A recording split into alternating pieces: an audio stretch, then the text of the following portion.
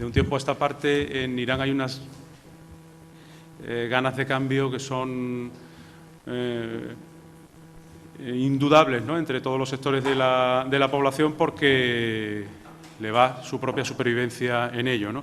En un día como en el que estamos todavía bajo los efectos traumáticos de los atentados de París, que tienen un origen o que se pueden vincular con lo que está pasando en Siria, ¿no?, y todo el cóctel de terrorismo e intervenciones militares en Siria, Irak, la participación de Irán en ese conflicto, que junto con Rusia son los dos actores geopolíticos que más daño están haciendo a Daesh, ¿no?, y a la vez que más están protegiendo a Bashar el-Assad, ¿no? El acuerdo nuclear que va a poner fin es de esperar al bloqueo económico del país. Es decir, las posibilidades de el que siempre ha sido protagonista de lo que en el siglo XIX se llamaba el gran juego, ¿verdad? Esa nación entre Rusia y el Imperio Británico en el siglo XIX y el siglo XX, y que ahora se encuentra en otra encrucijada semejante, yo creo que merece la pena que nos acerquemos a conocerlo, porque es la piedra de toque, como decía antes, de muchísimas cosas, ¿no? Entonces, creo que después en el debate podemos hablar tanto del papel militar de Irán en el conflicto sirio, el papel económico que puede jugar en el futuro, la guerra en la que ya llevamos años entre Irán y Arabia Saudí como las dos potencias regionales que quieren asumir el liderazgo en esa zona del mundo. Puede permitir que tengamos un debate muy interesante, porque es multidisciplinar. Siempre que se habla de Irán se habla en general de muchísimas cosas, ¿no?, aparte de, por supuesto, las oportunidades que hay en lo que para algunos es o acaba de empezar a ser o se va a convertir en el siglo euroasiático. Yo ya le doy la palabra al profesor para que podamos empezar a... Pues lo primero, por supuesto, dar las gracias por la invitación a la Fundación Tres Culturas, ser flexible con las dificultades que tenía de días, horas y fechas, y dar las gracias por esta amable presentación y porque ustedes estén aquí a una hora tan intempestiva como las 8 menos cuarto de la tarde. Voy a ser lo más breve posible para que podamos tener tiempo para debatir y para charlar y compartir ideas. Y el título de la presentación, pues, que es Irán, liderazgo o amenaza regional, no pretende que sea un título que indique suma cero, sino más bien lo contrario, o sea, percepciones distintas, ¿no? En relaciones internacionales, que es mi campo de trabajo, siempre las percepciones y las percepciones equivocadas son lo más importante, ¿no?, lo que va a marcar la política exterior, las relaciones, etcétera. Yo he dividido en 4 puntos. El primero, que es el Golfo Pérsico, si es que existe el Golfo Pérsico, o si es el Golfo Arábigo, como dicen los del otro lado del mar. Irán como potencia regional y cómo esa emergencia o reemergencia de Irán como potencia regional pues ha condicionado y ha cambiado las relaciones de poder en el Golfo Pérsico. Lo primero que tenemos es una pequeña disputa entre si el Golfo se llama el Golfo Pérsico o el Golfo Arábigo, dependiendo si lo vemos desde Qatar o si lo vemos desde Arabia Saudí o si lo vemos desde el otro lado desde Irán, ¿no? Los iraníes evidentemente lo llaman el Golfo Pérsico, pero los árabes no les gusta mucho ese nombre.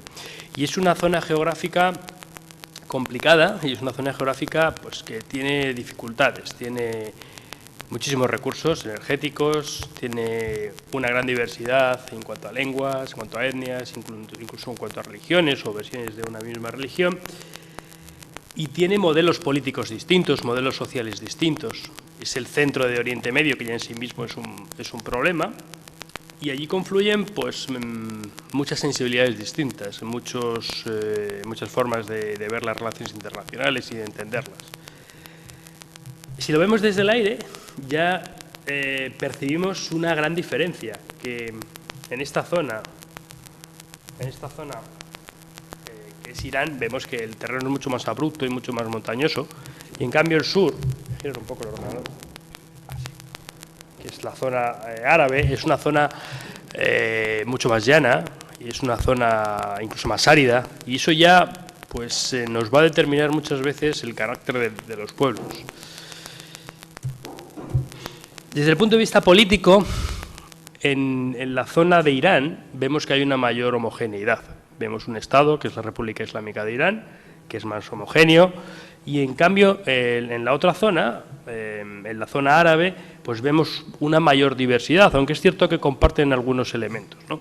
Vemos al menos 5 estados: Kuwait, que está al sur de Irak, Arabia Saudí, Bahrein, el Estado Isla, Qatar, la península, como se le conoce, los Emiratos Árabes Unidos, o 7 emiratos que deciden unirse después de la independencia del Reino Unido, y ese estado tan curioso que es Omán, que es un poco el puente entre estos dos mundos, entre el mundo árabe y el mundo persa, ¿no? Porque todos son musulmanes, aunque unos son chiitas y otros son sunitas. Culturalmente hablando, hay algunos que lo definen como una unidad, sobre todo las zonas ribereñas, ¿no? Más ribereñas. Luego, si nos adentramos más en las distintas zonas, tanto en la península arábiga como en Irán, pues vemos que hay mayor diversidad. Seguimos definiendo la religión. La religión en el Golfo Pérsico, yo voy a utilizar la palabra Golfo Pérsico no porque es más usada, no porque esté de acuerdo ni deje de estarlo. Vemos que la religión está claramente dividida. Vemos zonas claramente sunitas. Aquí los vemos en un azul morado, que son sunitas, pero son mayoritariamente wahabistas, que es la interpretación mayoritaria en Arabia Saudí. También vemos en los Emiratos Árabes y en Qatar. Son esencialmente las zonas sunitas wahabistas, con una interpretación más, podemos decir, más radical o más extremista. Y esta zona es la zona de Irán donde hay más chiitas. Estos son sunitas también, la zona de Baluchistán, que la comparte Pakistán e Irán. Y esta zona que vemos aquí, que es la zona probablemente más rica de Arabia Saudí, en cuanto a recursos, es la zona chií. Y es la zona donde Arabia Saudí suele tener más problemas y donde se suelen producir los atentados. Seguimos viendo la diversidad del Golfo Pérsico, las etnias, esencialmente persas, aunque como bien saben ustedes, Irán es un estado muy diverso desde el punto de vista étnico, desde el punto de vista lingüístico, incluso desde el punto de vista religioso. En Irán hay una comunidad de judíos muy importante en Teherán. De hecho, el antiguo presidente de Israel nació en Teherán, al contrario de lo que se escucha habitualmente en los medios de comunicación. Hay armenios, que son cristianos, hay zoroastristas, ¿no? Hay muchos grupos religiosos. Los únicos que no tienen permitido vivir en Irán son los bajáis, pero el resto sí que pueden vivir con cierta facilidad en Irán. Y al otro lado del Golfo tenemos una homogeneidad de pueblos árabes, distintas tribus, distintas familias, como bien saben. En Bahrein, por ejemplo, pues reina la familia califa, en Qatar, pues los al-Thani, en Emiratos, dependiendo del emirato, hay una familia que es la familia que reina, y en Arabia Saudí, pues la familia Saud. En Omán, Omán es un sultanato, el sultán está muy enfermo, como saben, y uno de los problemas que se plantea en Omán es la sucesión. Este señor parece que puede morir en cualquier momento. Esta semana, de hecho, he estado en Alemania, he levantado los rumores y se iba a morir, y pues es una incógnita lo que puede pasar, sobre todo porque Omán, no se ve aquí, pero es un estado que está muy cerquita de Yemen, que es el otro estado de la península arábiga, que además es donde se está produciendo una intervención que lidera Arabia Saudí, pero que participan todos los estados árabes. De hecho, salió una encuesta esta semana también sobre el líder árabe más valorado por los árabes, y era el hijo del rey Salman, ¿no? Porque había conseguido unir a los distintos estados árabes para intervenir en Yemen. Las lenguas son una proyección de las etnias, y vemos pues un predominio del árabe en la zona árabe, evidentemente, y un predominio del farsí, del persa, en la zona de Irán. Aunque hay mucha diversidad, como se puede apreciar, incluso aquí no se ve, pero en el norte de Irán hay una mayoría de azeríes, pues que hablan el azerí, que es una lengua derivada del turco. Quizá por lo que mejor podamos definir, porque estamos viendo una diversidad, sobre todo una dualidad en el Golfo, lo que más une al Golfo son dos cosas. Una, los recursos, y otro, la seguridad. Los recursos en el Golfo Pérsico están distribuidos más o menos homogéneamente. Estos puntos negros que ven ustedes son pozos de petróleo y estos puntos rojos son pozos de gas, que es incluso más interesante de cara al futuro del gas que el petróleo, sobre todo para Irán y para Qatar, que comparten un pozo, por cierto, lo vamos a ver. Y estos recursos, como decimos en relaciones internacionales, hay dos elementos que generan conflicto, la diversidad y el conflicto. Bueno, pues esta zona del mundo lo tiene los dos, por eso es tan conflictiva. Esto que les muestro aquí pues son islas en disputa entre Irán y sobre todo Emiratos Árabes. Ahora vamos a ver cuáles son. Y esta pequeña presentación que les he dado, básicamente lo que quiero mostrarles es que la zona del Golfo Pérsico es una zona con un interés estratégico absoluto. Es el centro, más o menos, del tablero que estamos jugando ahora. De hecho, los Estados Unidos han modificado su estructura de mandos y el CETCON ahora tiene base en Doha, porque desde el Golfo Pérsico se pueden alcanzar distintas regiones con cierta facilidad. Se puede llegar a África, se puede llegar a Asia o se puede llegar a Europa con cierta facilidad, mucho más que desde otras como estaba antes. Es una zona rica en recursos, sobre todo recursos energéticos. Y eso, pues, todo el mundo quiere estar presente en ese reparto. En The Economist publicaba la semana pasada que se ha descubierto petróleo en los Altos del Golán, lo cual pues, nos viene a complicar probablemente un poquito más el conflicto de Siria. Y es una zona muy plural, desde el punto de vista étnico, desde el punto de vista religioso, desde el punto de vista cultural, étnico, etcétera. Eso nos genera conflictos, como les he dicho. Una zona muy conflictiva y en la que las alianzas y las carreras armamentísticas pues están muy presentes. Desde el punto de vista de relaciones internacionales podemos decir que es un complejo regional de seguridad, una traducción mala de Regional Security Complex. ¿Qué quiere decir esto? Que los problemas son comunes y las soluciones tienen que ser comunes. Y si vemos el número de actores fuertes, el número de polos, como decimos, presentes, nos podemos atrever a decir que el Golfo Pérsico es un sistema tripolar, en el que hay tres grandes estados, tres grandes potencias, que son Irán, Arabia Saudí y en su momento Irak. Tres modelos, un modelo como es Arabia Saudí, teocrático, un modelo, una monarquía rentista, es un término que se utiliza mucho en ciencia política, aquellos estados que son ricos en petróleo y que deciden que sus ciudadanos tienen un alto nivel de vida, un alto nivel de renta, a cambio de no cuestionar, pues, por ejemplo, el sistema político o que la familia real siempre sea la que gobierne.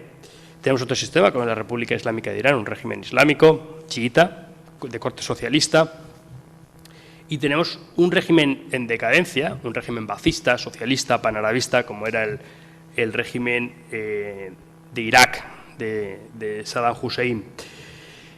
Esos tres estados tratan de estar en equilibrio, pero no siempre el equilibrio se consigue, y en la actualidad vemos que Irán está rompiendo ese equilibrio, porque está emergiendo, está saliendo de las sanciones, está llevando a cabo un programa nuclear con todo lo que eso conlleva. No entramos si es pacífico, no es pacífico, si es militar o si es civil, si eso lo podemos discutir luego, y eso genera temor, ¿no? Todo el mundo sabe que Irán era el aliado número uno de Estados Unidos en la zona, porque Irán es el estado que tiene frontera con todos. Es la placa tornante, es el elemento geopolítico más interesante. Tiene salida a distintos mares, tiene salida al Caspio, tiene salida al Golfo Pérsico, controla el estrecho de Hormuz, tiene frontera con Pakistán, con Afganistán. Estratégicamente es un estado muy interesante. Entonces, cuando los americanos cometen el error de apoyar al Shah hasta el final, en la revolución de Khomeini supone probablemente el golpe más duro que Estados Unidos recibe en la Guerra Fría. Y eso le obliga a cambiar. ¿Y qué es lo que le hace? ¿Cómo le obliga? Pues le obliga a compensar, a buscarse otro aliado en la zona. Y se va con Arabia Saudí. Primero estaba con Irán y después se va con Arabia Saudí. La revolución islámica lo que provoca es temor. Temor en los demás estados del Golfo. Temor en Qatar, temor en Kuwait, temor en Emiratos Árabes, temor en Bahrein y temor en Omán, porque ellos pensaban que esa revolución, con cierto criterio, se podía extender a los otros estados del Golfo. Y se crea la famosa organización Consejo de Cooperación del Golfo, ahora Consejo de Cooperación de Estados Árabes del Golfo, para resaltar más ese papel árabe. Y hasta el momento Irak seguía siendo la otra pata que compensaba este triángulo. Además, Estados Unidos decide acercarse a Arabia Saudí, como les he dicho, para compensar esa fuerza de Irán que al mismo tiempo se había acercado a la Unión Soviética.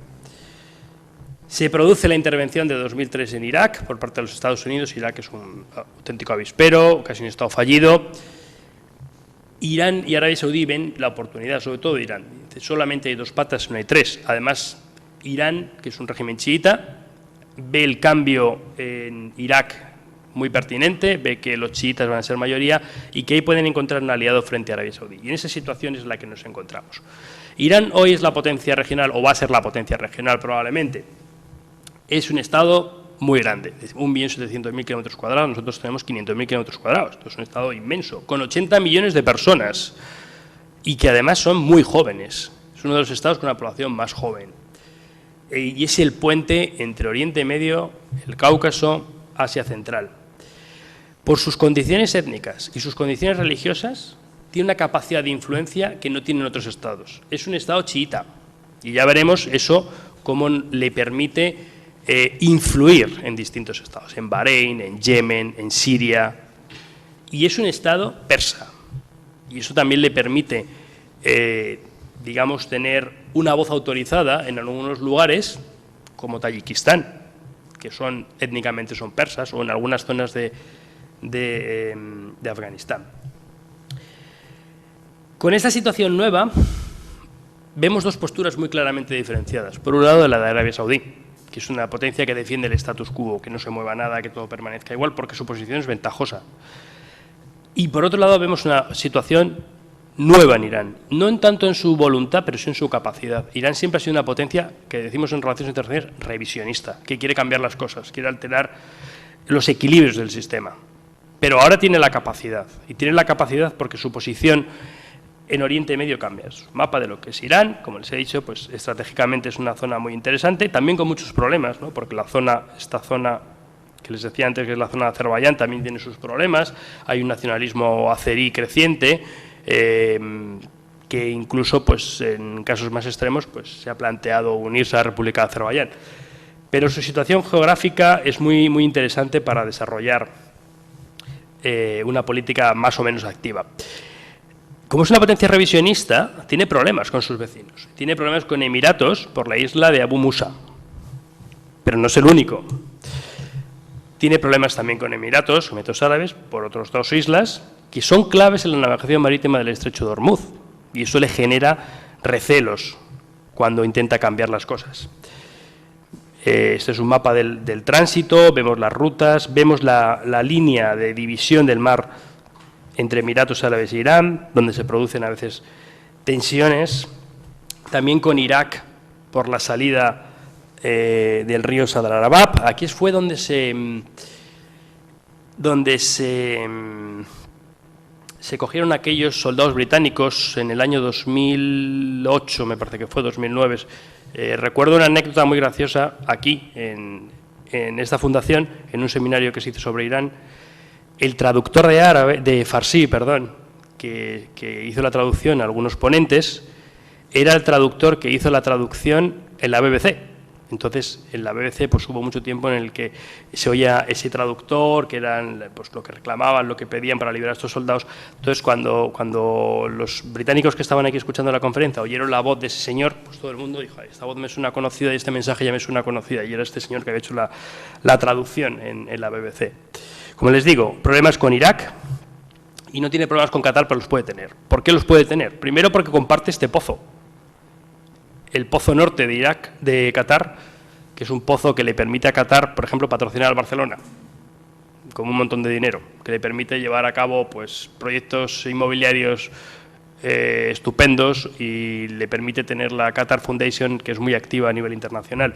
Pero es un pozo que está explotando sobre todo Qatar, pero no está explotando tanto Irán. Entonces Irán, ahora que está despertando, puede empezar a explotar más este pozo y puede empezar a tener problemas con Qatar. No los tiene, se lo digo. Y luego también está la cuestión de Bahrein. La posición de Irán sobre Bahrein es muy controvertida y en muchas ocasiones algunas televisiones iraníes lo plantean como parte de Irán, cuando ponen el tiempo como si fuera parte de Irán. Y hay unos temores por parte, sobre todo, de los califa, la familia califa, que son que son sunitas y la población es mayoritariamente chiita, que en un momento dado se lo pueda anexionar. Además, Bahrein es una isla, pero tiene un puente, ahora iban a construir otro, tiene un puente que le une con Arabia Saudí. No les lo he dicho, pero aquí hay una zona que se disputan Qatar y Bahrein, sobre todo unas islas, las Islas Hawar y una zona territorial que está en el Tribunal Internacional de Justicia. Como les decía, ese elemento chiita, esa identidad chiita, le permite a Irán proyectar su política exterior y tener una voz autorizada en ciertos sitios y tener una influencia mucho mayor de la que tienen otros estados de la zona. En Irak, el 60% de la población es chiita y, por lo tanto, a Irán se le ve con cierto cariño, ¿no? A la hora de... Saben ustedes que Irán está en Siria y, por ejemplo, el gobierno de Irak ha permitido que utilice el espacio aéreo para suministrar material a sus tropas. En Siria solamente el 16% de la población es chiita, pero el clan más cercano al presidente al-Assad es alawita, es chiita, y eso pues le concede cierta, digamos, cierta primacía a la hora de ser el aliado. En Yemen un 30% de la población es chiita. Irán apoya a los Houthis, que son los rebeldes, y Arabia Saudí apoya al gobierno, que de hecho el presidente ha estado hasta ayer refugiado en Arabia Saudí. En Arabia Saudí hay un 20%, un 25%, me atrevo yo a decir, de población chiita, que como les decía, pues está aquí. En Kuwait un 30%. En Qatar es el estado más homogéneo desde el punto de vista étnico y desde el punto de vista religioso. Son sunitas wahabistas, aunque son un poco particulares porque son wahabistas, pero no quieren escuchar a los clérigos wahabitas saudíes. Ellos prefieren escuchar a los hermanos musulmanes porque no se meten en política y no cuestionan el orden. Y en Emiratos Árabes un 15-20% de la población es chiita. Se piensa que esta población pues tiene una cierta predisposición para tener relaciones con Irán. Por eso les decía que proyecta su política exterior sobre estas minorías, que a veces no son tan minoritarias chiitas. Y esto nos crea adversarios y amigos, ¿no? Sobre todo ahora que están las cosas cambiando. Vemos en este mapa en rojo los que en principio son adversarios políticos de Irán y vemos en un color mostaza los que son aliados de Irán. Omán, Yemen. Omán es el que ha propiciado las conversaciones del pacto nuclear. Es digamos un puente entre estos dos mundos. Siria y recientemente Turquía, que está más cercano a Irán. Una vez hemos presentado el Golfo, hemos presentado Irán como potencia regional, vemos cómo esa emergencia o reemergencia de Irán puede provocar un equilibrio o un reequilibrio del sistema del Golfo Pérsico. Vemos unas causas de ese reequilibrio y vemos unos efectos. ¿Cuáles son las causas? Esencialmente tres. La política de los Estados Unidos hacia Oriente Medio, que ha cambiado, las malas relaciones entre Arabia Saudí y Estados Unidos y el programa nuclear iraní. ¿Y qué efectos ha provocado? Pues esencialmente otros tres. Ha fortalecido a los estados del Golfo, que estaban muy enfadados entre ellos. Incluso Qatar había retirado al embajador de algunos estados. Ha provocado una carrera de armamentos y ha provocado una guerra fría entre Riad y Teherán. Antes estaba entre Doha y Riad y ahora está entre Riad y Teherán. Vamos a verlo con cierto detalle. Estados Unidos ha cambiado su política de Oriente Medio, hacia Oriente Medio, por muchos motivos, ¿vale? Por motivos diversos y no solamente por uno. No es nuevo. Probablemente el presidente Obama es el primero que lo inicia, con aquel mensaje que lanzó en el Nabruz en 2009. Empieza a tender puentes, aquellas cartas que se cambia con Rouhani, los encuentros en las Naciones Unidas. Y el enviado especial para Oriente Medio es una figura que utilizan muchos los americanos. El señor Mitchell lanza un discurso en el que pone 4 puntos que van a ser los puntos clave de las 2 administraciones Obama hacia Oriente Medio. El primero, mejorar la imagen de Estados Unidos en Oriente Medio, lo cual no ha conseguido. Segundo, replegarse de Oriente Medio. Se van. Y eso genera temor entre los árabes, porque hasta ahora habían sido el contrapeso en esa balanza romana frente a Irán y frente a Irak. El tercer punto, la paz entre árabes e israelíes, algo que todos los presidentes norteamericanos siempre quieren hacer y nunca consiguen, y lo suelen hacer en el segundo mandato, en la parte final. Y el último punto es la normalización de las relaciones con Irán. Es un gigante regional, que por cierto, además, con muy buenas relaciones con Rusia, y la administración americana piensa en que para tener buenas relaciones con Rusia, mejor que las tengan con ellos. porque ese es el otro frente que tienen abierto. Es una política que algunos han llamado neonixoniana. Segunda causa, las malas relaciones de Arabia Saudí con Estados Unidos. No pueden ser peores, y cada vez son peores, por muchos motivos. Primero, la guerra al terror o la guerra al terrorismo. Los americanos sospechan que los saudíes no siempre han hecho todo lo que tienen que hacer para luchar contra el terrorismo. Y eso, pues como digo, el cambio de rey ha mejorado en algún aspecto esta percepción, pero las suspicacias en Estados Unidos siguen estando ahí. No se olviden que buena parte de los saudíes, de los suicidas que cometen el atentado del 11 de septiembre son saudíes. Y muchos de ellos vinculados a la familia real. La mala percepción que tienen los saudíes, la población saudí, de las tropas norteamericanas que viven en Arabia Saudí. Beben alcohol, comen cerdo y hacen algunas cosas que no están bien vistas en un estado como Arabia Saudí, que es muy riguroso con algunas conductas. Probablemente el punto más importante es que los americanos son autosuficientes desde el punto de vista energético. Este año, en enero, el Departamento de Energía dijo que Estados Unidos está en disposición de sobrevivir sin importar energía. Han descubierto el fracking, están tirando de fuentes internas, entonces lo que pasa en Oriente Medio le importa relativamente, porque ya no necesitan que sea estable Oriente Medio. Ellos tienen su propio suministro de energía, entre las renovables y sus propios recursos. Y un último punto, que ya había adelantado anteriormente, la emergencia de Qatar como un aliado alternativo, mucho más interesante que Arabia Saudí, porque es más pequeño y porque es más dependiente de Estados Unidos. Siempre es mejor depender de alguien más débil que depender de alguien más fuerte. Este punto se ha complicado con la sucesión en la familia catarí. Ha sido una cosa un poco extraña y que nadie pensaba. El actual emir es, digamos, más conservador y menos amigo de los Estados Unidos, aunque tiene una buena relación, que el anterior. Y más cosas.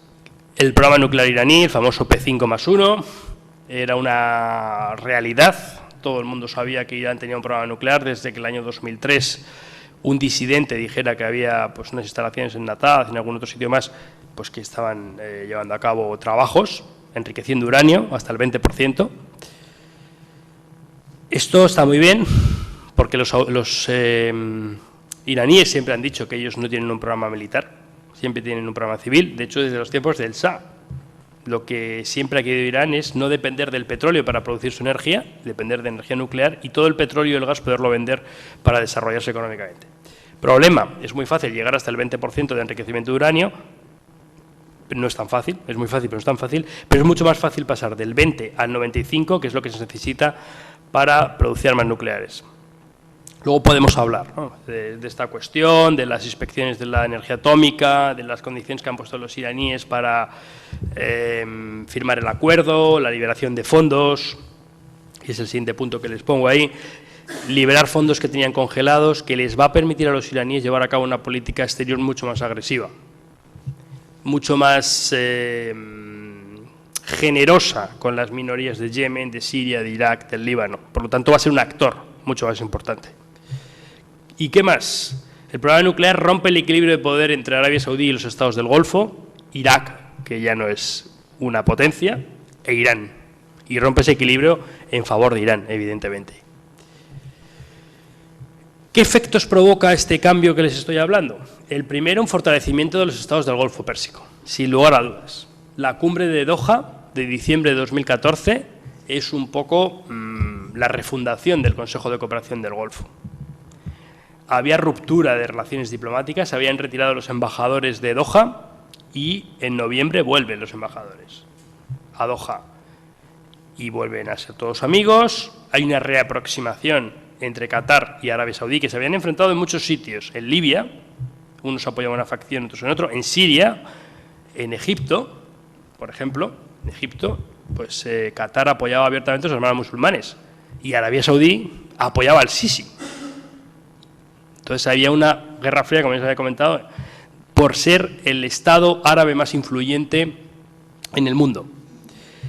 ¿Y qué más ha generado? Pues tres cosas que eran impensables. La primera, un acuerdo de defensa colectiva entre los estados del Consejo de Cooperación del Golfo. Si uno es atacado, El resto responde solidariamente al estilo de la OTAN, está por desarrollar. Una fuerza policial. ¿Para qué? Para defendernos de otros señores que han surgido y que no contábamos con ellos, que son el Estado Islámico. Ha habido enfrentamientos en la frontera con Arabia Saudí y con algún otro Estado, y por lo tanto se percibe como una verdadera amenaza. Para los Estados del Golfo, por mucho que puedan decir los medios de comunicación que Arabia Saudí o Qatar está financiando al ISIS, no es cierto ni muchísimo menos. Y una fuerza naval que tiene sede en Bahrein, y esta sí que es frente a Irán.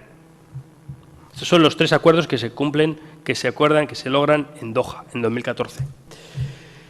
El otro efecto que les decía, una carrera de armamentos. En un color mostaza vemos el gasto de Arabia Saudí en cuestiones militares, se dispara, y el resto pues está más o menos controlado, aunque con una cierta tendencia hacia arriba.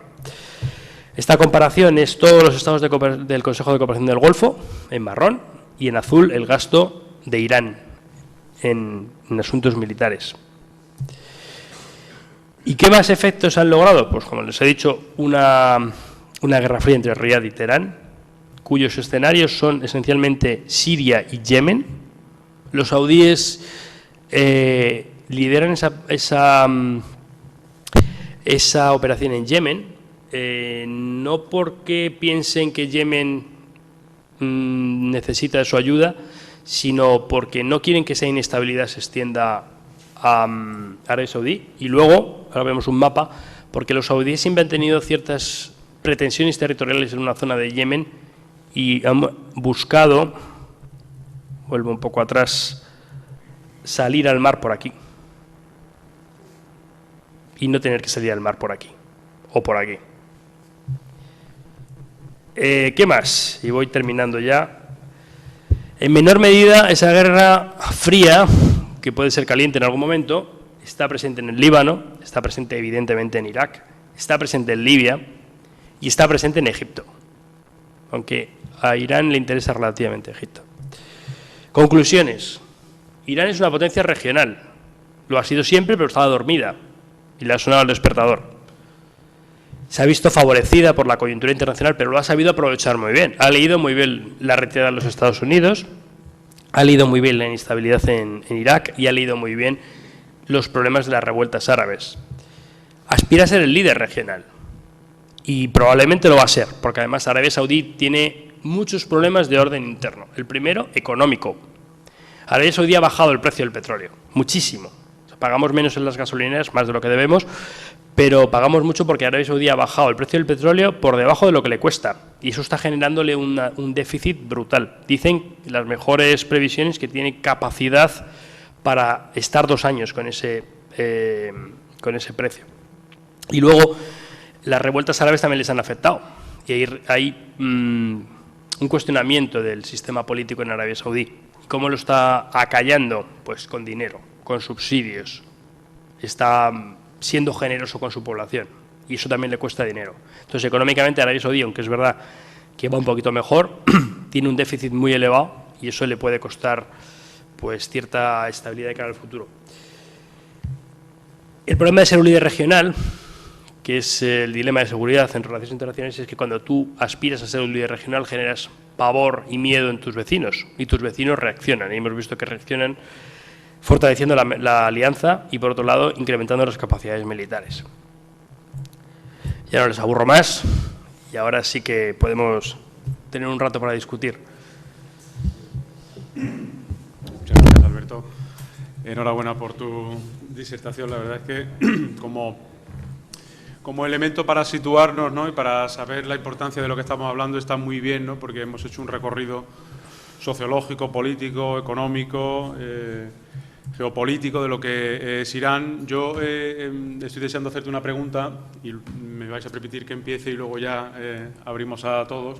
Yo no sé si tú eres de la opinión, porque has comentado lo del precio del petróleo, está claro que es una estrategia para arruinar esa autosuficiencia petrolera en Estados Unidos. Sin embargo, sigue siendo un cliente privilegiado. De hecho, Estados Unidos le ha prometido a Arabia Saudí más armas para compensar ese acercamiento de Washington a Teherán. ¿Eres entonces de la opinión, por lo que has comentado, de que las relaciones, o sea, ese cambio de aliado de Estados Unidos va a acabar con una ruptura a pesar de ser un cliente tan importante, teniendo en cuenta esos dos escenarios, que ambos se están maltratando, ¿no? Por un lado, Estados Unidos intentando comerle terreno en el mercado, ellos bajando precios para que su petróleo no sea rentable extraerlo. ¿Va a haber una ruptura final? ¿Va a haber, por esa razón, un acercamiento mayor de Estados Unidos a Irán? Sí, yo creo que, yo creo que Arabia Saudí no lo hace por Irán, sino lo hace esencialmente para frenar a Rusia. O sea, Rusia es un actor con el que no contábamos en Oriente Medio. Viniendo en el tren hacia acá me llegaba un mensaje de un periódico de Dubái que Egipto ha firmado un acuerdo nuclear con Rusia. Entonces Rusia se ha metido en Oriente Medio, está en Siria, es el único que se ha atrevido a entrar en Siria. Evidentemente es un cliente de material fisible de Irán y de Egipto, y todo eso lo hace con el dinero del petróleo. Venía un editorial en el Economist muy bueno hace un año diciendo que Rusia necesita que el petróleo esté por encima de $115, porque el 80% de la economía rusa es petróleo y gas. Si está por debajo, Rusia empieza a tener problemas. Entonces yo creo que Arabia Saudí está intentando ahogar a Rusia, no está intentando ahogar a Estados Unidos. Pero las relaciones no son buenas. Y te voy a poner un ejemplo. Cuando se produce el acuerdo nuclear con Irán, lo que hace Obama es convocar a todos los estados árabes a una cumbre en Camp David. El único que no va es el rey de Arabia Saudí recién nombrado, ¿no? Eso es un gesto de rechazo, en mi primer encuentro con vosotros no voy a ir, todos los demás van a ir, pero yo estoy por encima de los cataríes, de los emiratíes, de los omaníes, de los kuwaitíes, y es un acto de rebelión. Luego hay gestos, ¿no? Por ejemplo, el ministro de Asuntos Exteriores, Al-Jubeir, el saudí, que es un chico muy joven, que no es vinculado a la familia real, que es el antiguo embajador en Washington, se considera que es una persona muy aperturista, y es un gesto con Estados Unidos. O sea, ninguno de los dos le interesa romper del todo, pero sí que es cierto que la tensión es máxima. También en Estados Unidos la presión que tienen los republicanos, sobre todo porque tienen sus negocios con la familia Saud y la familia Bush. Entonces son socios necesarios, pero socios muy incómodos. Yo creo que la relación va a ir a menos, cada vez a menos. No sé. Es interesante eso que dices de Rusia, porque es verdad que la presencia rusa, ¿no?, en toda la zona tiene precisamente un objetivo claro, ¿no?, controlar los futuros gasoductos y oleoductos que están planificándose a partir de Irán hacia Europa. Bueno, pues podemos empezar la ronda de preguntas cuando consideréis.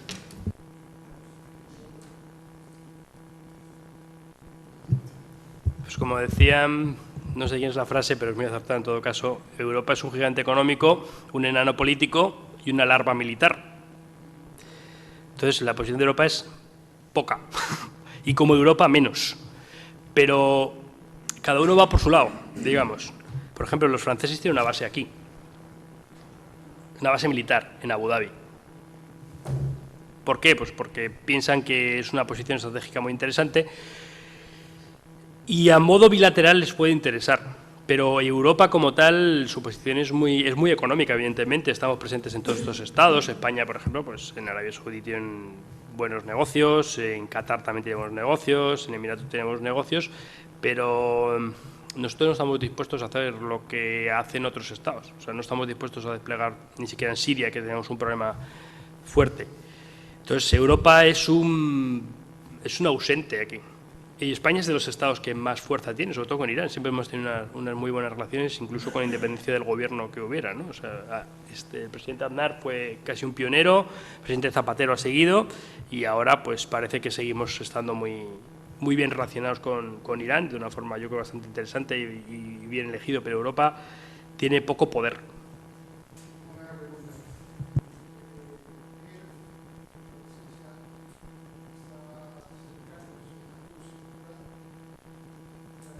El Fakitani.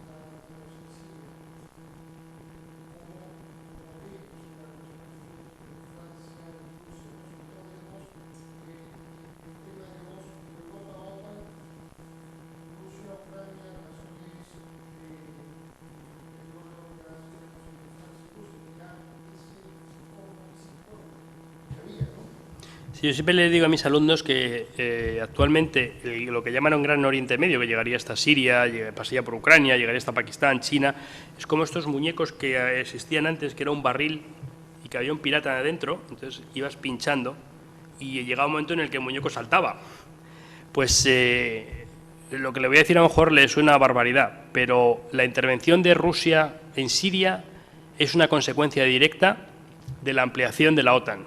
Y es más, la intervención de Rusia en Ucrania es una consecuencia directa de los puertos que tiene Rusia en Siria. Si se dan cuenta, sí, el Mar Negro era un mar OTAN antes, perdón, era un mar del Pacto de Varsovia. Solamente Turquía, la ribera sur, pertenecía a la OTAN. Con la incorporación de Rumanía, Bulgaria y las candidaturas de Ucrania y Georgia, la posición de Rusia en el Mar Negro, donde está la flota del Mar Negro, que es la más grande, era muy pequeña. Y Rusia siempre ha tenido el mismo problema, la Unión Soviética antes. Necesitaba salir al mar, y necesitaba salir al mar Mediterráneo, porque en el Pacífico, en Vladivostok, el mar permanece 6 meses cerrado porque está congelado, está muy lejos, y a Rusia la van cercando, ¿no? La van buscando aliados de OTAN. ¿Y por qué Rusia está en Siria y está bombardeando Siria y no está bombardeando el Estado Islámico, como dice, sino que está bombardeando la costa? Porque tiene una base que se llama Tartus y es una base naval rusa y necesita mantener esa base como sea, porque el Mar Negro lo tiene complicado. Pero si quiere dominar el Mediterráneo oriental, necesita la base de Tartus porque es el último recurso que le queda para estar presente y por eso también se está yendo a Oriente Medio. Yo creo que Rusia juega a guardarse ases en la manga. Se guarda el as de Egipto, se guarda el as de Ucrania, se guardan muchos ases para una partida que verdaderamente es la suya, que es la partida que tiene con Estados Unidos en Europa. Rusia tiene un presidente valiente, casi suicida, que hace prueba y error, según le va saliendo.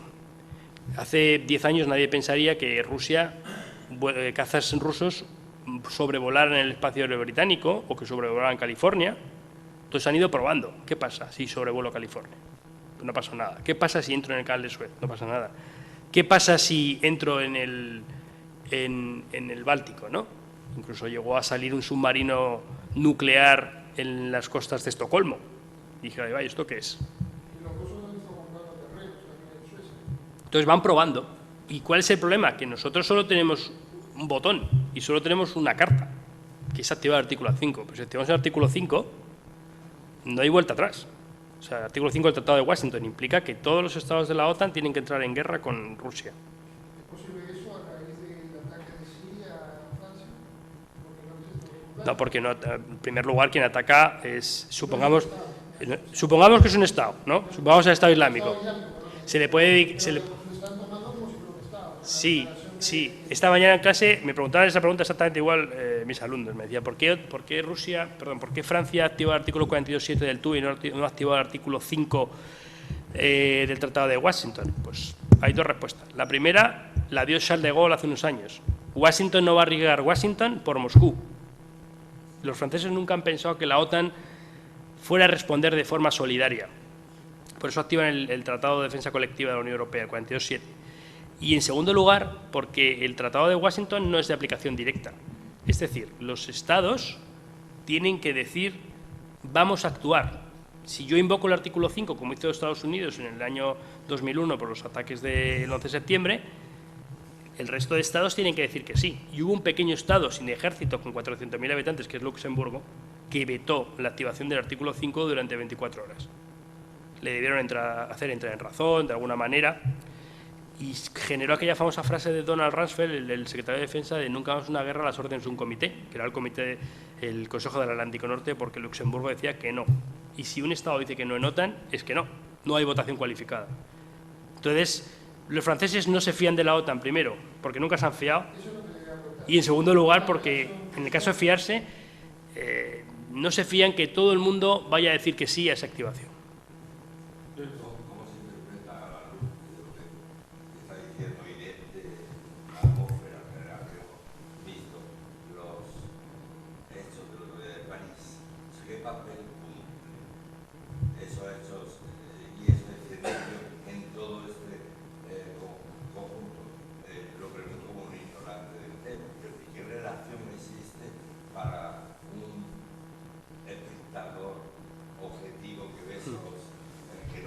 excesivamente toda esta compleja red de relaciones, ¿cómo lo interpretaría usted? Aunque sea simplificando mucho, no sé. No, yo le doy mi opinión, que no sé si es acertada. En Europa existe un miedo normal a las guerras y a la inestabilidad, es decir, nadie quiere una guerra. Entonces, durante muchos años hemos inestabilizado zonas, por ejemplo, Irak. El ISIS nace de Al-Qaeda en Irak. El señor al-Zarqawi, en un momento dado, organiza la insurgencia para echar a los americanos. Y, de hecho, hay una carta entre al-Zarqawi, que era el líder de Al-Qaeda en Irak, y al-Zawahiri, que es el líder de Al-Qaeda, que le dice, tienes que hacer esto. Lo primero, echar a los americanos de Irak, ya están fuera. En segundo lugar, tienes que declarar el califato. En tercer lugar, tienes que regionalizar el conflicto. Y en cuarto lugar, implicar al mundo, a los palestinos y a los israelíes en este conflicto. Al-Zarqawi muere, como saben, le matan a los americanos y cambia, y al-Baghdadi, ahora Califa Ibrahim, es el líder.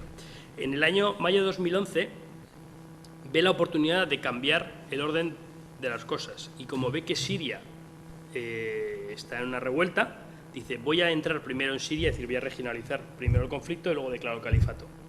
Y ya, una vez que he declarado el califato, en lugar de regionalizarlo, voy a mundializar y voy a atacar donde más le duele a Occidente, que es en su propio territorio, que es lo que han hecho, atacar en nuestro propio territorio.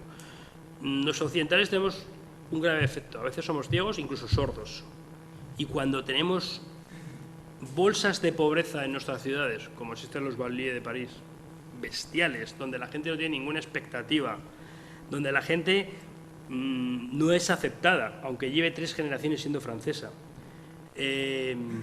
donde el futuro es cero, y ahí esta gente ha tenido pues, una vida un tanto disoluta, vinculada a pequeña delincuencia, tráfico de drogas, han pasado por las cárceles, siempre encuentran a alguien, que es la frase que se suele utilizar los islamistas, que es el Islam es la solución, una especie de perdón, redención, dar sentido a su vida, y es lo que ha pasado. Unos señores que han nacido en Francia, no, es que son sirios, no son sirios, son señores que se radicalizan, que se van a Siria a entrenar, o que se van a Libia, que es la segunda parte que tenemos nosotros, nos dedicamos a destrozar nuestra periferia, ponemos unos muros cada vez más altos y digo, no, si no pasa nada, sí, pasa al otro lado de la frontera, hay problemas muy graves, y hay combates y hay guerras. Entonces estos jóvenes que están totalmente desorientados, se van allí, aprenden a luchar y luchan y vienen aquí.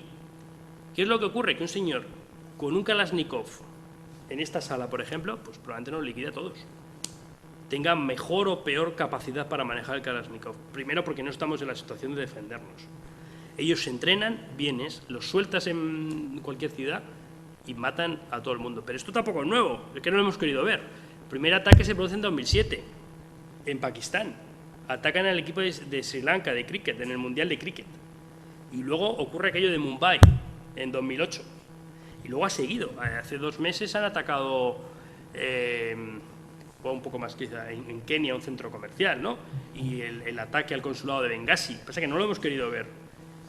Y el problema, bueno, y Charlie Hebdo, que hemos visto cómo funcionaban, que funcionaban muy bien. Es decir, a mí me dan un Kalashnikov y probablemente me pego un tiro en el pie. Pero ellos salen del coche, apuntan, disparan, aciertan, rematan al gendarme. Y una cuestión que llama mucho la atención, no cogen el fusil como lo podría coger yo, sino que para no dispararse cogen el fusil como lo cogen las fuerzas francesas, así, para no dispararse.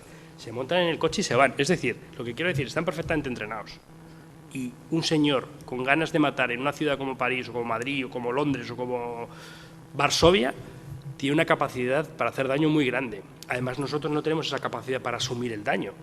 Entonces, lo hemos visto ahora, nos hemos asustado ahora, pero el problema no es nuevo, eso está claro. Todo eso obedece a un programa establecido, lo hechos de París Sí. y Europa. Hay unas cartas de intercambio entre... Lo único que queda a Europa es esperar que ese programa se desarrolle. A Europa lo que le queda son 2 cosas, reaccionar a corto plazo, que es estabilizando estas zonas de conflicto, Libia, Siria, porque los inmigrantes que vienen y cruzan el canal de Sicilia o entran por Grecia o entran por el estrecho de Gibraltar, muchos vienen porque tienen condiciones económicas malas y otros vienen porque huyen, es decir, hay unos señores que me quieren matar, entonces yo cruzo. ¿Qué tenemos que hacer? Estabilizar Siria, estabilizar Irak, estabilizar Libia, y eso cuesta dinero y cuesta muertes. ¿Y estamos dispuestos a hacerlo? No, tarde o temprano lo tendremos que hacer.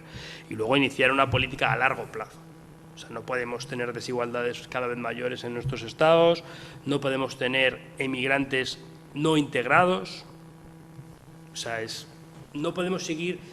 La diferencia más grande de renta entre dos estados se produce entre España y Marruecos. O sea, los dos estados vecinos con una diferencia per cápita mayor. Entonces, claro, Marruecos, que es un estado que no es de los peores estados en cuanto a desarrollo económico del norte de África ni de África, como digo, pues es de los que tiene una mejor situación, tiene una diferencia bestial con España. Y eso se ve, en una frontera de 8 kilómetros, pues se ve. Hay una foto muy, muy elocuente de los subsaharianos que saltan la valla en Melilla, como en Ceuta, no se vería en Ceuta. Están ellos subidos a la valla para que no los deporten, y al otro lado de la valla unos señores jugando al golf. Entonces, eso es un caldo de cultivo para radicalismo violento y agresivo. O sea, eso es lo que verdaderamente hay que solucionar a largo plazo. A corto plazo estabilizar, a largo plazo acabar con estos problemas. ¿Y la pacificación de esa zona por dónde pasa? Pues pasa primero por intervenir Israel en todo esto también. Israel, Israel también, ya siempre está reunido. pero cada vez menos porque los americanos, esto es como el que tiene un hijo y le da muchos problemas y cada vez está más harto de su hijo. Ya le ha dicho, oye, mira, tienes que cambiar, tienes que ir con buena gente.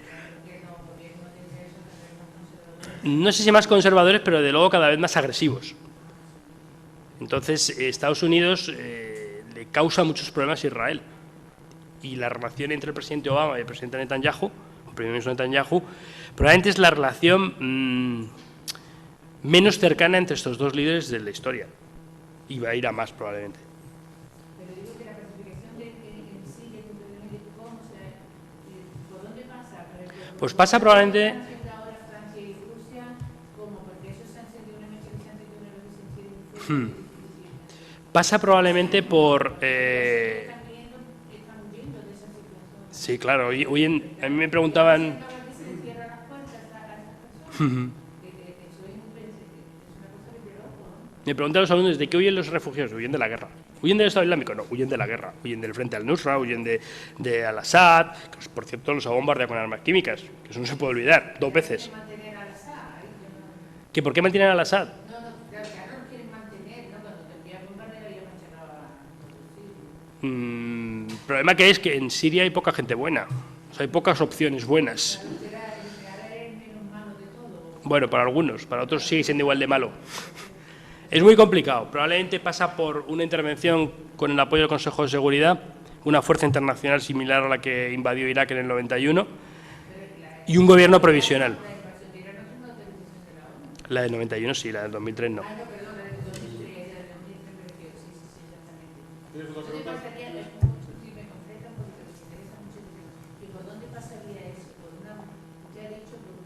Por una resolución del Consejo de Seguridad, pero eso no va a ocurrir, eso lo digo yo, lo anticipo, porque China va a abstenerse y Rusia va a votar en contra, porque Rusia va a proteger, bajo cualquier circunstancia, a Al-Assad. Porque es que es una alianza desde los años 50 entre Rusia, entonces la Unión Soviética, y Siria. Yo creo que lo que estamos jugando todos, y nosotros los españoles más que nadie, es a que se vea Al-Assad como la opción menos mala. Y probablemente jugar a que sea la única opción que tengamos. Darle un retiro más o menos digno y volver a crear una especie de, pues, de república panarabista, pero eso es muy, muy complicado.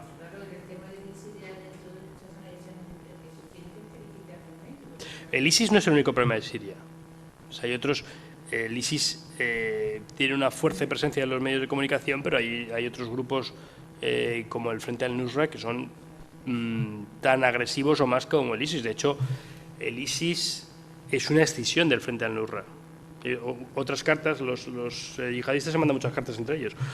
Unas cartas entre el líder del ISIS y el líder del Frente al-Nusra, que se la mandan al Zawahiri, y es un poco jocoso. Le dice, oiga, ¿quién es el representante de Al-Qaeda en Siria? ¿Nosotros o vosotros? Y el Zawahiri contesta, bueno, pero pónganse ustedes de acuerdo que lo importante es conseguir nuestro objetivo. No, pero usted o nosotros, porque yo quiero ser el representante. Y al final el ISIS, que entonces era el Estado Islámico en Irak y Siria, dice, nosotros no tenemos nada que ver, nos ponemos por nuestra cuenta, nos hacemos autónomos y ponemos un bar. Y el ISIS y el Frente al-Nusra luchan. Y de hecho, cuando se produce la escisión, la primera cosa que hacen los combatientes del ISIS es llevarse los prisioneros que tenían en Alepo, porque los prisioneros valen dinero. Cada prisionero vale $1 millón. Entonces trasladan los prisioneros de Alepo a Raqqa.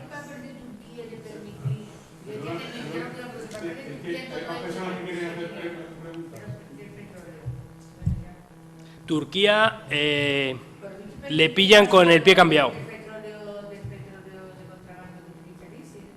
Sí, pero se lo vende al Assad, entre otros. El ISIS le vende petróleo al Assad, porque nadie le vende petróleo al Assad. Entonces eso es muy complicado. A ver, bueno, para empezar, invito a la sala que hagamos un turno de palabra y opinión. Mi pregunta es un poquito distinta, va más por una cuestión interna de Irán. ¿Cómo gestiona Irán a nivel político su administración, ¿no? Hay muchas minorías, hay algunas zonas, ¿no?, que han comentado usted con tendencia nacionalista, Salud, por ahí, Baluchistán. ¿Cómo, si eso genera realmente tensiones internas y si es un Estado descentralizado, si no lo es? A ver, depende mucho del presidente. Por ejemplo, Khatami, que fue el presidente que estuvo previamente a Ahmadinejad, étnicamente es azerí. Los azeríes en Irán son un 30% de la población, que no está mal. Entonces, ahí podemos decir, siempre los clérigos azeríes han sido los más progresistas dentro de los clérigos iraníes. O sea, Irán se llama Irán por no llamarse Persia, porque si se llamara Persia eliminaría pues muchas minorías. Pero hay cierta tolerancia, como he dicho antes, respecto de las etnias. Hay árabes en Irán, en la zona de Juzestán, que es esta zona de aquí, esta zona que aparece en amarillo. Cuando Saddam Hussein invade Irán, dice: vengo a liberar a mis hermanos árabes. Y los hermanos árabes le dicen: nanay de la China. Nosotros somos iraníes, pero ustedes son árabes, ya, pero árabes e iraníes. Tenemos como dos niveles de identidad. Entonces sí que hay, étnicamente le genera menos problemas. Con quien más problemas le genera, o quien más problemas le genera a Irán son estos señores, los baluches. Es la zona que más problemas da desde el punto de vista, siquiera administrativo, territorial, a Irán. Es cierto que Ahmadinejad redujo mucho la pluralidad étnico-lingüística y que en el norte, que no sale aquí, que es la zona de Azerbaiyán, la zona del Azerbaiyán, del sur Azerbaiyán iraní, prohibió la enseñanza del azerí en los colegios y se publicaron dos viñetas que ofendieron mucho a los azeríes. Una era una cucaracha que le hacían así con una pluma y le decían unas palabras en árabe, en farsí, y la cucaracha, que era un azerí, le contestaba en azerí y le decía: pasarás hambre hasta que hables en persa. Pero las relaciones son más o menos buenas, o sea, en ese sentido no hay mucho problema. Y luego con la minoría religiosa le vuelvo a decir lo mismo. Hay cristianos, hay judíos, hay zoroastristas. El único problema es con los bajáis, y el problema de los bajáis es porque ellos consideran, no recuerdo el nombre, el fundador de la religión decía que era un profeta y, como saben, pues los musulmanes dicen que no hay más Dios que Alá y Mahoma es su profeta. Entonces consideran que es un elemento herético. Ahí en el fondo. Yo les quería preguntarte, me imagino que el tema da mucho, pero la situación de la mujer, una pincela ahora mismo en Irán. Acceso a la educación, participación a nivel social, ¿cómo está eso? Irán no es Arabia Saudí, pero tampoco es España, evidentemente. Y también depende mucho del presidente. O sea, depende. Ahmadinejad fue mucho más represor en ese punto. Los iraníes son una población muy joven, es el estado del mundo que tiene el mayor número de blogueros. Y hay un caldo de cultivo muy favorable a la reforma. Eso los americanos siempre lo han visto y han fomentado intentos de cambio que muchas veces han acabado mal, como en la Revolución de 2009, la Revolución Verde. Entonces, las mujeres, digamos que en el ámbito público tienen una cierta igualdad, que en España no la hablaríamos de igualdad, pero en el ámbito privado es mucho menor, es peor. Hubo un movimiento hace un par de años de mujeres que querían competir en circuitos de coches, ¿no? Y no es que les gustara la velocidad, que a lo mejor sí, pero ¿por qué lo hacían? Porque se quitaban el pañuelo, porque lo que dice la ley en Irán es que solamente se te puede ver la cara y no se te puede ver el pelo, entonces se ponían un casco y decían, ¿se me ve la cara? No, pues entonces no estoy infringiendo ninguna ley. Poco a poco se va avanzando, pero no es un problema religioso, que eso yo siempre insisto, es un problema cultural. Es un problema cultural que, como hemos tenido nosotros en España. Pero sí que, evidentemente, tiene que avanzar. En Arabia Saudí la situación es completamente distinta. En Arabia Saudí la mujer no puede conducir, no puede ir al colegio.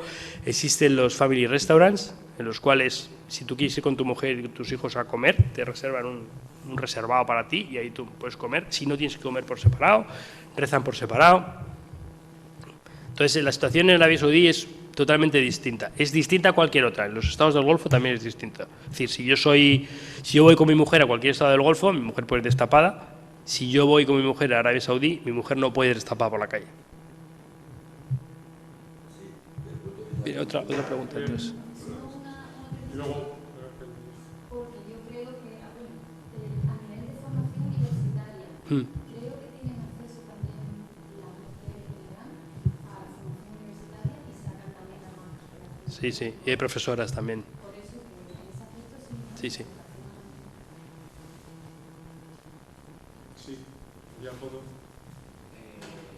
¿Hasta qué punto desde el punto de Dios le puede preocupar a Irán digamos, el protagonismo que han podido llegar a tener las facciones kurdas? Bueno, yo iba a decir los kurdos, a sabiendas de que, digamos, la iraniana, que no es lo mismo Mega, que los kurdos del norte de Siria, en Soledad, pero le preocupa, por ejemplo, más que a Turquía igual.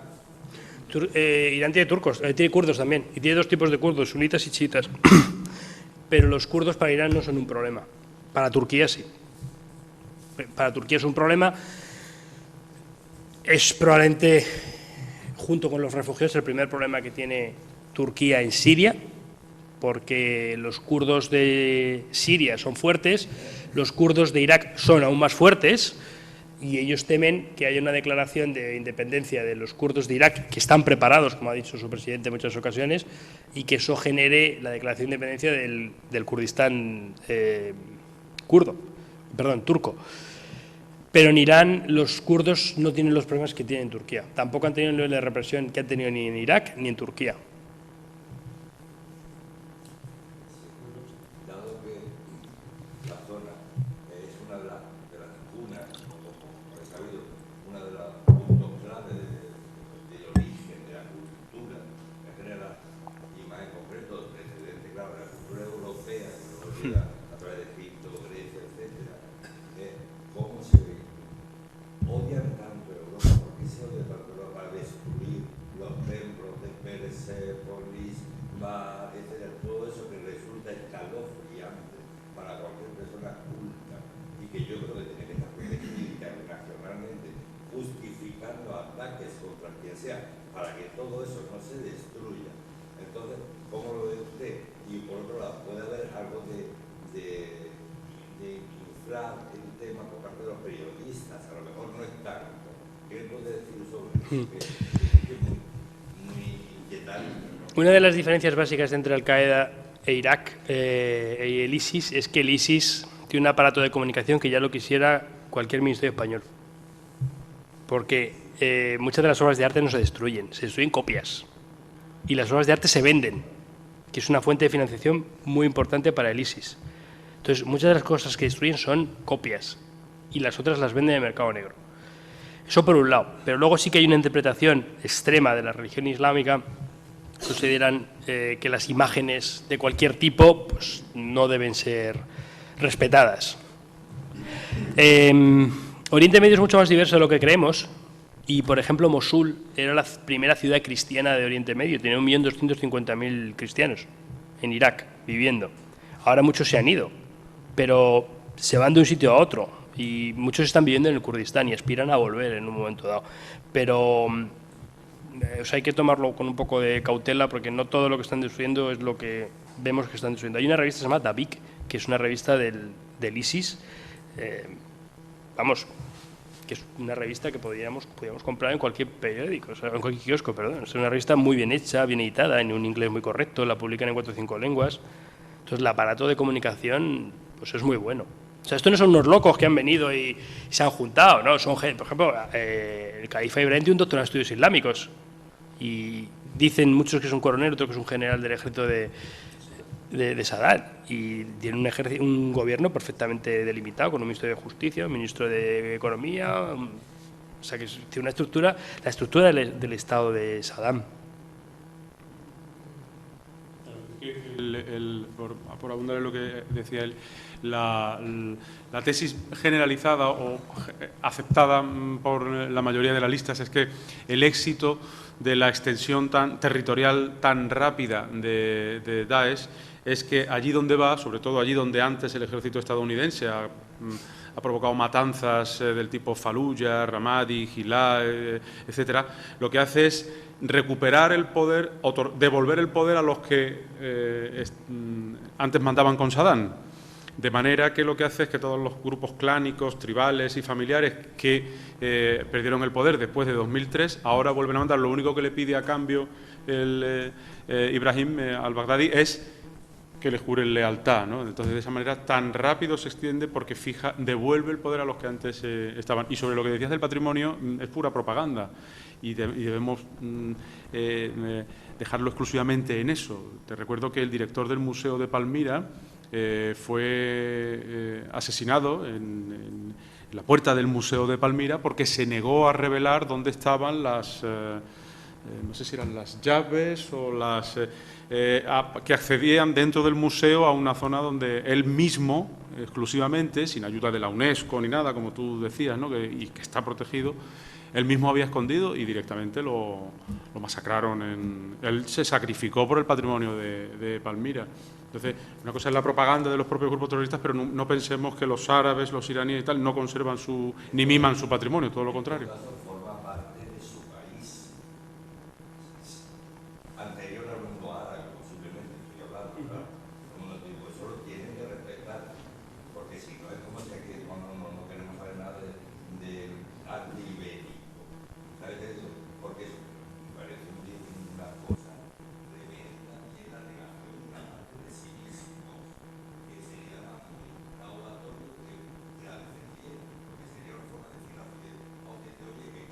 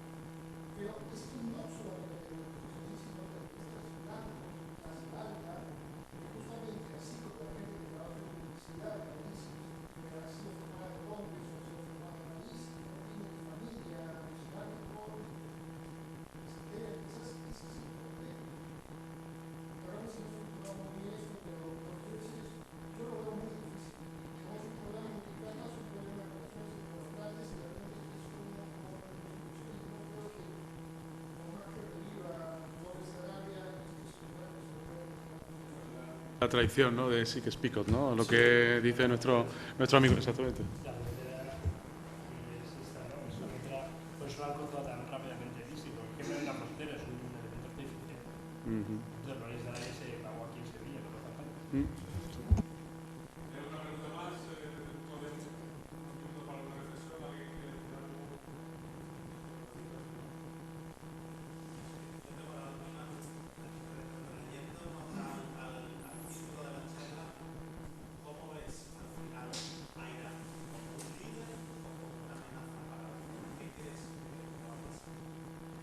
De quien lo diga. Creo que es un líder que amenaza, evidentemente. Va a ser un hegemón. Está por ver que es un hegemón benigno o maligno. Esos americanos no suelen entender bien las cosas. En el 91, cuando intervienen en Irak, no quitan a Saddam Hussein porque siguen pensando que era un tapón frente a Irán. Y bajo mi punto de vista, más allá de Bahrein y de algún sitio más, Irán no tiene ninguna... Es como China, no tiene pretensiones territoriales, al menos pretensiones territoriales terrestres. Lo que sí que es verdad que, evidentemente, el papel de Arabia Saudí se va a reducir. Se va a reducir, pero significativamente. Y hay sitios como Qatar que tampoco les ven con tan malos ojos. Bahrein le ve peor, pero Qatar no le ven con tan malos ojos. Entonces, probablemente va a ser un líder regional. Irán tiene sus contradicciones internas que también hay que verlas, ¿no? O sea, tienen una especie de conglomerados, empresas públicas que son, sobre todo aquella de los mártires de la guerra, que consume dinero y una economía muy poco tecnificada, necesita inversión extranjera. Irán tiene muchos problemas, no vamos a decir que mañana va a ser una potencia, pero evidentemente tiene las posibilidades de ser una potencia. Y también es verdad que la población le va a pedir democratización, sin lugar a dudas.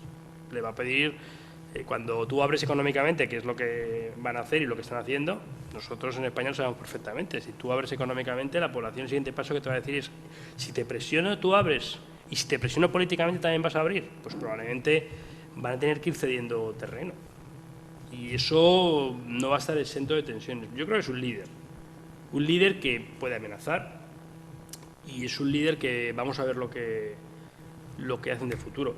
Y sí que quería decir que estoy de acuerdo con su comentario totalmente. El terrorismo es complicadísimo y la pobreza es un elemento, pero no es el único, porque muchos terroristas son hijos de familias adineradas que pierden su identidad, que buscan un cambio. No lo sabemos, o sea, no está lo suficientemente estudiado. Es verdad que donde hay pobreza y terrorismo, sobre todo en el mundo árabe, pero hay otros elementos que también entran en juego. Pero también no nos volvamos locos, porque yo recuerdo el 2002, 2003, 2004, 2005, no se podía hablar de nada en relaciones internacionales que no fuera terrorismo, y Bin Laden era el mal absoluto, y iba a venir a casa de cada uno de nosotros a quitarnos la cena y a hacernos alguna cosa mala. Y Bin Laden, ya nadie se acuerda de Bin Laden. Y Al-Qaeda era terrorífico y era lo peor que había, y Al-Qaeda ya no es nada, no existe prácticamente. Entonces, también es verdad, no lo tengo, pero tengo un gráfico que les pongo siempre a mis alumnos: el número de muertos por terrorismo, la cifra más baja en el siglo, digamos, el siglo XX-XXI, es en el año 2001, que se producen los atentados de Nueva York. Hay también una percepción subjetiva de la seguridad. Es decir, podemos he habido unas muertes en París que son terroríficas, pero también la sobredimensión de la amenaza, hay que tener mucho cuidado con ella y sobre todo con las medidas que tomamos, porque está muy bien declarar estado de excepción, pero a los gobiernos hay que controlarlos. A Tony Blair le costó el puesto cuando amplió el habeas corpus a 48 días. Su propio partido dijo: por aquí no. Netanyahu, antes de radicalizarse todo lo que se ha radicalizado, escribió un libro sobre el terrorismo que tenía una primera página muy acertada, que decía: hay dos funciones, una latente y otra manifiesta. La latente, la función que está oculta, no es la de matar, que esa se ve muy fácilmente, el daño personal, sino la de que nosotros mismos nos destruyamos, tomando medidas que acaben con nuestros sistemas democráticos y sistemas de convivencia. Es decir, no podemos sospechar de los refugiados, ni podemos coger y dar... Esta mañana venía en el coche de la universidad y oía que Bélgica va a meter en prisión a todo ciudadano belga que haya estado en Siria. Oiga, pero si yo estoy en una ONG ayudando a los pobres refugiados. No, pues usted a prisión porque es sospechoso de terrorismo. Venga, presunción de inocencia, ¿dónde ha quedado? Entonces no hay que volverse loco tampoco. Y todo el mundo tiene derecho a un juicio justo. Incluso si eres un terrorista asesino y que has matado a muchas personas, a usted se le aplica el Estado de Derecho. Esto los americanos a veces no lo entienden. El chico este checheno, Tsarnaev, comete un atentado en Massachusetts. En Massachusetts no hay pena de muerte. Y como le quieren liquidar a toda costa, deciden que no es un terrorista, sino que es un soldado. Y que es un acto de guerra contra Estados Unidos. Entonces le van a juzgar por la justicia militar. Pero a la justicia militar sí que le podemos condenar a muerte, que es lo que han hecho. Entonces ahí hay que tener mucho cuidado, porque es verdad que es una amenaza, que es terrorífica, que a todo el mundo le da miedo un estadio de fútbol ahora, pero tampoco nos podemos volver locos. Bueno, pues yo creo que ya estamos fuera de tiempo, pero vamos, seguiríamos hablando contigo mucho más tiempo. Muchísimas gracias por todo lo que nos has contado y a vosotros también por haber participado. Fenomenal.